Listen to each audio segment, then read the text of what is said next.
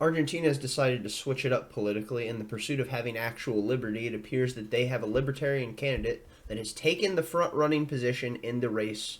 This is going to be so fascinating because every single thing that is outside the purview of the political spectrum now is just related to Trump and Trumpism, which is absolutely infuriating because it completely deracinates the landscape and removes any capacity for actual critical thought. Because, oh, if you're outside the establishment perspective, you must be Trump. You must be Trump light. It's the most ridiculous thing I've ever heard in my life, and it's also a completely brain rot take. Let's go ahead and get into this article from the BBC.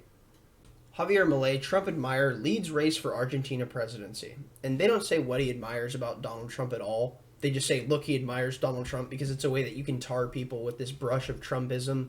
Because there are so many people that just see anything that's related to Donald Trump and their brains shut off and they just become emotional robots. Which, the thing with Donald Trump is, like, I think he's hilarious as, like, a comedian on stage bullying a bunch of these, like, nerds that have done nothing but live in the political class their entire life. But I don't think he was a great president. And a perfect example of this was look how he handled 2020. He kept Fauci on the job. He pushed Project Warp Speed. Conversations for a different day. But they don't say anything about how he's related to Donald Trump. They just say, look, he looks up to Donald Trump. And that's really all they need to say for a large segment of the entire population of the world to completely look away and not give this man any time of day. And again, I like Donald Trump as like a comedian because he's really funny and he's hilarious to make him just watch people go insane. But the big problem with that is, like 30% of the planet, and not necessarily the planet, that's an over-exaggeration, 30% of the United States and the people that you know that are adults are mentally ill when Donald Trump is in the political scene. There's something about him that makes these people go quite literally insane, and this is where the idea of Trump derangement syndrome comes from, is he just drives them so far up the wall that they can't handle any form of logic and reason because they're so detached from it, because they're so ideologically bent about Trump being the bad guy. And this is why you see, like, if you have any anti-establishment perspectives, like things that I hold, I've been told so many times, like, so you're a Trump supporter? It's like, no. I believe he should be in jail for war crimes for funding the continued war that Obama started when Obama claimed he wanted to placate the Saudis, and in process of doing so, he gave them money which funded a war of genocide against the Yemeni people, which Donald Trump continued to fund. Yemen already being the poorest country in the Middle East before the Saudi Arabian government was being funded by the United States to fund a drone war campaign as well as a war of genocide that is wiping out the Yemeni people. When that war is done and all is said and finished, which could be ended with a phone call, it's going to be like 1 million people dead. It's going to be another Iraq. And it's going to be on the United States for funding this and allowing this to happen because we're partners with the Saudis. If we actually cared about these people, we would call them and tell them, stop, no, we're done. We're not giving you any more money for this. You're going to halt these actions and we're going to restructure our trade deals if you don't. But we don't do that. Far-right politician Javier Milei, who admires U.S. ex-President Donald Trump, has received the highest share of votes in Argentina's primary election. The primary in which presidential candidates from all parties take part is seen as a key indicator for the presidential election on October 22nd.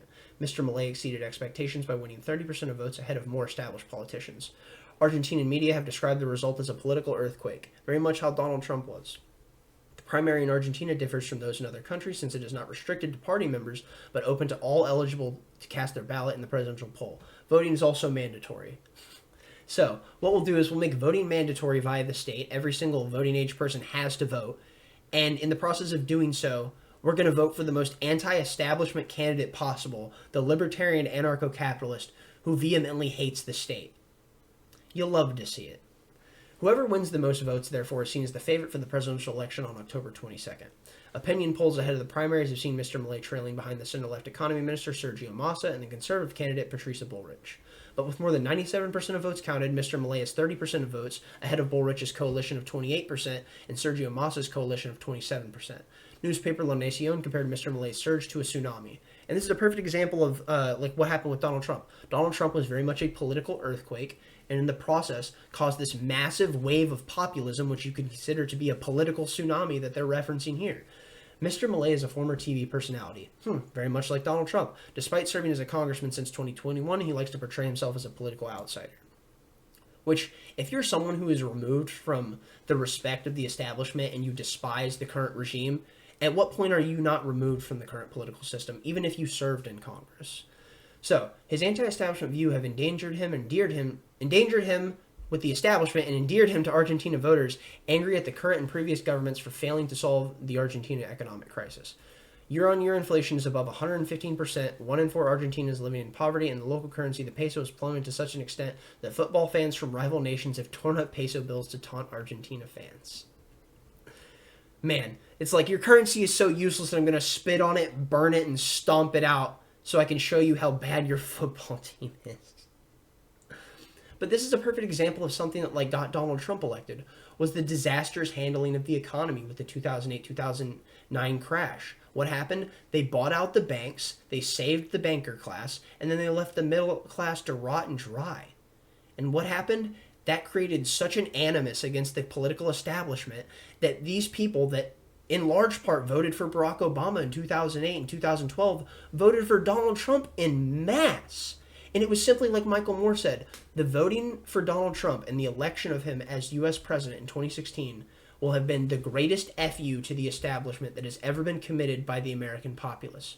And Michael Moore, being someone who's a socialist and he's a Hollywood liberal type, he understands the notion of what drives the inner soul of the working class of America. He grew up in Michigan and watched these places that he loved growing up, where the people he grew up with was completely hollowed out and decimated. In the process of these places being decimated, he saw the activity that pushed their mindset that allowed these people to vote for Donald Trump. Again, if anyone wants to see something fascinating, go look up Michael Moore talking about the election of Donald Trump. And he's the only one who was spot on in all of the entire liberal establishment who knew exactly what was going to happen. He was absolutely 100% right.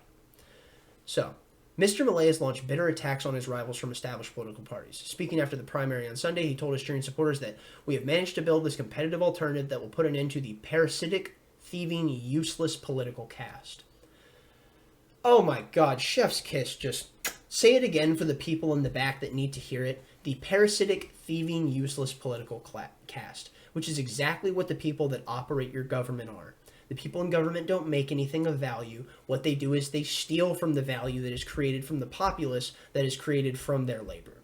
And they do so either by taxing you, or they do it through inflation, which is just, again, another subtle tax. So, the 52-year-old has said that if elected, he would abolish Argentina's central bank. Rest in peace, the CIA is going to assassinate this guy, replace the peso with the US dollar, and privatize state-run firms which are making a loss. Okay, maybe the CIA won't go after him. He raised the red flag of saying, I'm going to abolish all central banks in Argentina. It's like, whoa there, bro. Sorry, we're going to have to handle that if you want to look at the history of the United States and the CIA. And just say, let's say the intelligence agencies handling countries that want to establish their own currencies. Go look at what happened with Gaddafi in Libya and the dinar and him wanting to establish a gold-backed currency. Quite fascinating.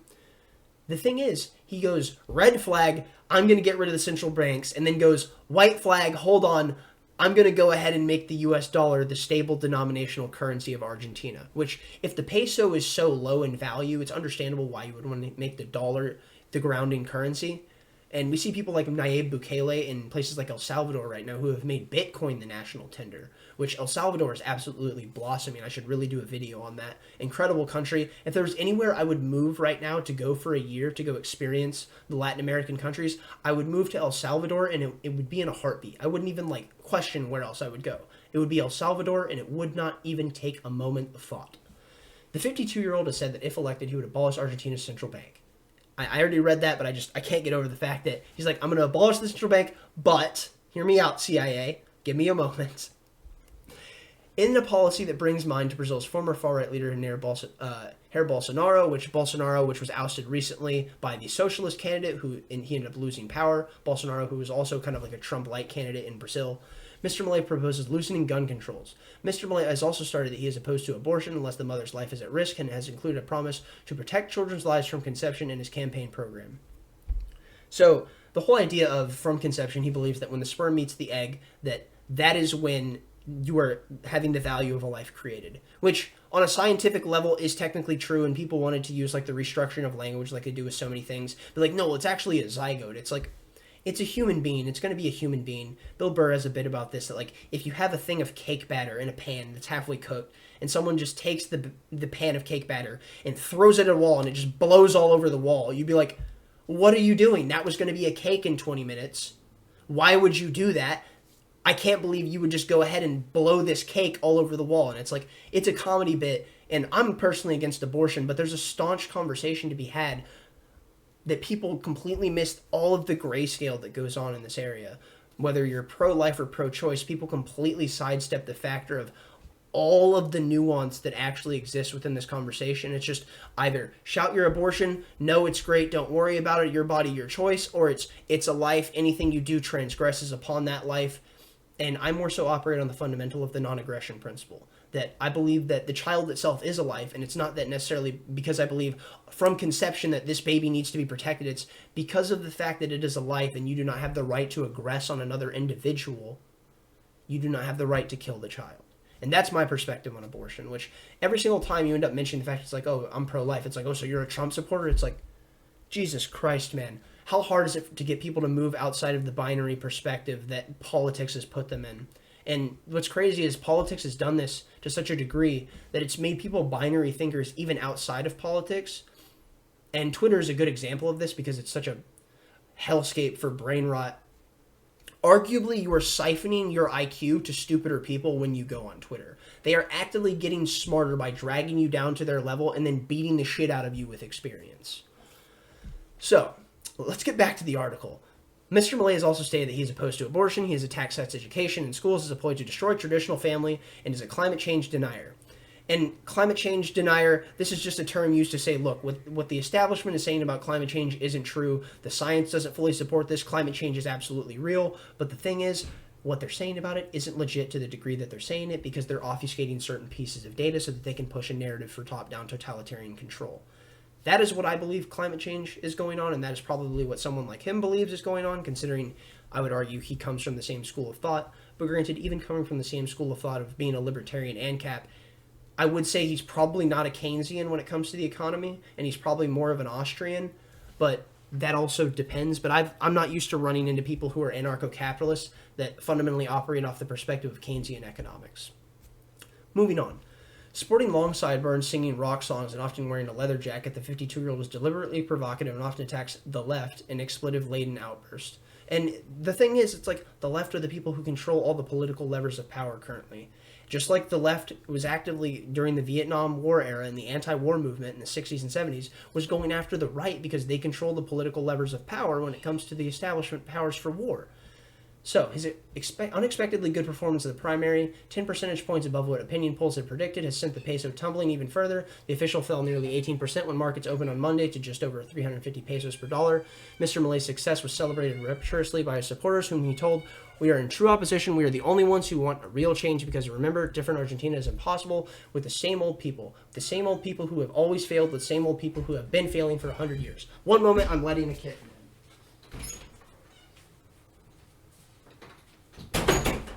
Okay, I return. She's over there. So, I'm going to reread that again because I absolutely love this statement. We are the true opposition. We are the only ones who want real change. Because, remember, a different Argentina is impossible with the same old people who have always failed, with the same old people who have always failed for 100 years. Let's go ahead and replace that real quick. All right, you ready for it? We are the true opposition. We are the only ones who want a real change because, remember, a different America is impossible with the same old people who have always failed, with the same old people who have always been failing for 100 years. That message is what got Donald Trump elected. The whole message of, I'm not going to stand here because I care about this. I'm standing here because I care about you. They're not after me. They're after you. I'm just standing in the way. The standard Trump perspective. So, what do we see is the candidates who came second and third, Patricia Bullrich and Sergio Massa, are now trying to gain ahead of the first round of the presidential election on October 22nd. A second round pitting the top two contenders will be held on November 19th. If no candidate reaches 45% of the votes, or 40% with a 10 percentage point lead, needed to win outright. That's a fascinating way to set up your win. It's not like a matter of like, oh, well, you got 51%. It's like, no, you need like a 10% gap. With less than 4 percentage points distance between the three top candidates in the primaries, a second round currently seems highly unlikely. Argentina is not the first country in the region where an anti-establishment candidate has upset the political apple cart. Go anti-establishment candidates. In Colombia, independent candidate Rodolfo Hernandez surged ahead surprisingly in the first round of the 2022 election, but lost to a former left-wing rebel Gustavo Petro in the runoff. In Chile, a far-right candidate, Jose Antonio Cast, won the first round in 2021, but was defeated by the left-wing former student Gabriel Boric in the second round. In Brazil, supporters of the far-right incumbent Jair Bolsonaro refused to accept his narrow defeat from his left-wing rival Luiz Inácio Lula da Silva and stormed Congress just days after the latter was sworn on January 1st, 2023. And Brazil basically had their own little micro January 6th event, effectively. That's all I've got for this. The fact that Argentina is now about to have an anarcho-capitalist and possibly a libertarian be the person who is the president of the country is quite fascinating. Let's see if the CIA gets him. That's all I've got for this.